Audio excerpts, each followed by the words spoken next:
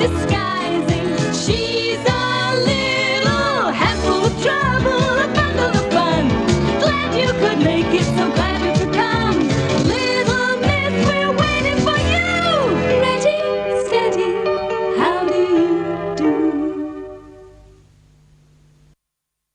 Little Miss Helpful was one of those people who love to help other people. Nice day for helping someone. Do you know what I mean? I mean, for instance, like the time when one of Mr. Tall's shoelaces came undone. Now, if you're as tall as Mr. Tall, tying your shoelaces isn't the easiest thing in the world, as you can imagine. I say, let me help. Said Little Miss Helpful, rushing up to where Mr. Tall stood looking down at his shoelaces. But somehow, she managed to tie Mr. Tall's shoes together. Oh! And he fell over. And if you're as tall as Mr. Tall, falling over hurts. Oh, my poor head! Oh dear, poor old chap. Let me help. Little Miss Helpful tried unsuccessfully to lift Mr. Tall upright. Come along, Upsy-daisy. Oh, if only you weren't so tall. Little Miss Helpful puffed and struggled, and then Just a minute. she had an idea. Don't go away, be back soon. And off she went to find the wizard. Well, he wasn't home, but looking through the window, she could see his book of spells on the table. She crept into the house and turned over the pages until she found the spell she was looking for. Tall be small when I call small, small be tall when I call tall. Ha, think I can remember that. And she hurried back to poor Mr. Tall. Looking up at him and waving the wizard's wand, she cried, Tall be small when I call small. "Oh dear." Mr. Tall suddenly shrank in front of her eyes. It worked! It worked! I say, the spells worked. Mr. Tall found it easy to get to his feet again. "Thank you. Now, would you make me tall again, please?" squeaked Mr. Tall. But as she was trying to remember the other half of the spell, who should come along but Mr. Small? Mr. Small, meet Mr. Tall. Said Miss Helpful, introducing them both. "Tall my foot. He's as small as I am." Oh dear, now, hang on a sec, what was it? Tall be small and small be tall. No, hold on. Okay, chaps. Tall be small and all be all. No. Hold on a sec, one moment.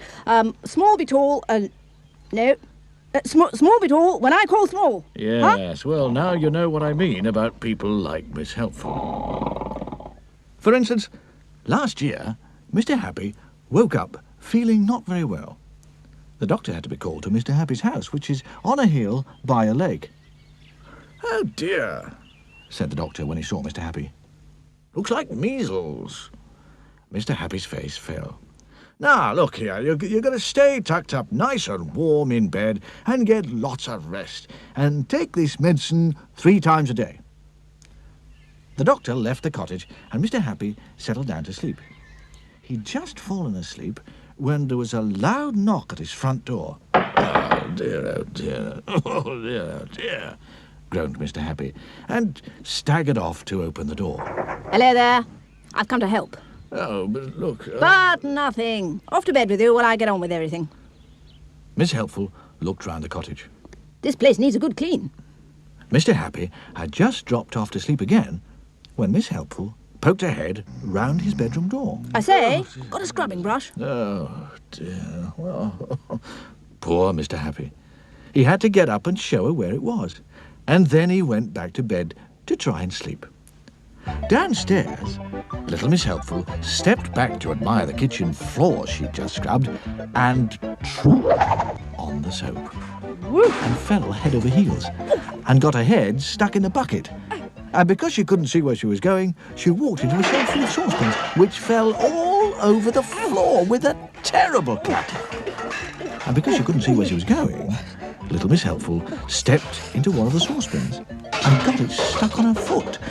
And because she had to hop, she fell over against the refrigerator door, which fell open, and everything inside fell out all over little Miss Helpful. Oh dear. Poor Mr. Happy awoke with a jump at the terrible commotion. He groaned, got out of bed, and went to the kitchen and opened the door. Oh, I just need to get some sleep. He couldn't believe his eyes. There in the middle of a pile of broken eggs, and a scrubbing brush, and rolling saucepans, and a lot of water, spilt milk, squashed butter, and a piece of soap, sat little Miss Helpful, with a bucket on her head, and a saucepan on her foot. Help! I say help! I can't see where I'm going anymore. Mr. Happy seized the bucket and pulled as hard as ever he could, and pulled and pulled.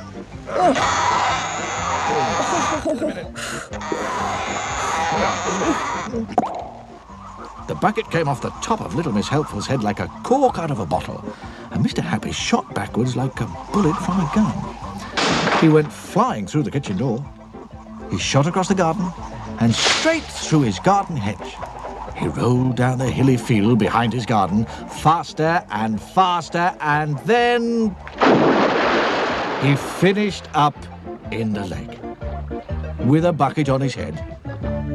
And a little figure with a saucepan on one foot came half running, half hopping out of Mr. Happy's house and down towards the lake. I say, let me help! Ahoy there! She's blunt. He's fun. They're late and naughty. Tickle. She's troubles. Sunshine. We're helpful, timing, neat. I'm silly. She's happy. She's little Miss Sunshine. I'm fussy and greedy. I've forgotten who I am. I'm Julie. It's magic. I'm me. Martha. Daydream. Scatterbrain. Chatterbox. Splendid impossible team. All